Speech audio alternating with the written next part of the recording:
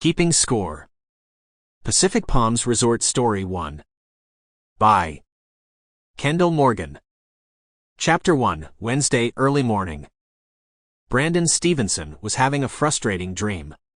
The beach at Pacific Palms Resort, where he had been sunning himself for the past few days, had been transported to the kitchen in his condo in snowy Chicago. He was in the living room, ready to do another webcast. His sister, Clara, was behind the camera. She didn't seem to notice the white sand, threatening to spill over from the kitchen floor onto the living room rug. She certainly didn't notice Julian. He stood in the shallow water by the stainless steel refrigerator, beckoning to Brandon. Not the Brandon who was wearing a long-sleeved shirt and ready to start another episode of Brandon's Swag Bag, but the Brandon who was wearing swim trunks and watching the dream. Julian, beautiful Julian, smiled. Brandon sighed. And then he woke up. After several seconds, he remembered that he actually was at the Pacific Palms Resort, but not in his own room. He looked at the sleeping form next to him. He was very pretty, whatever his name was. What was his name? Scott? Jim? Pedro?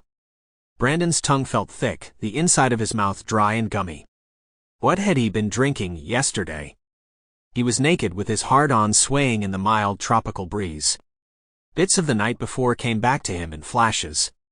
He and what's-his-name had hooked up on the beach. There had been a bonfire. This was what's-his-name's room. Brandon rummaged around quietly and found his shorts on the floor half hidden under the bed. He stood up carefully and slipped them on. He snatched his tank top from the back of a wicker chair, pulled it over his head and slid his feet into his sandals.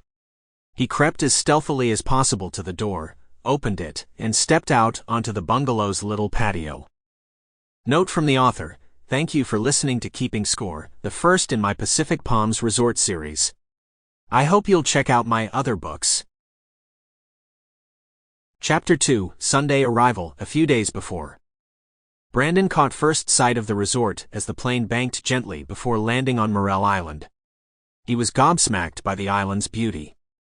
Sure, he was glad to be getting away from what was shaping up to be a dreary late winter in Chicago, damp, cold, and cloudy, but he was also just stunned that there was any place on Earth that looked so good. What he was looking at as the plane landed on the island's small airstrip was unbelievable. He never thought he'd see anything like this tropical splendor, except on a screensaver on his laptop. Besides Brandon, there were 24 other passengers on the plane searching for summer or love or both. He and his seatmate, a cute biotech manufacturing engineer. Sample complete. Ready to continue?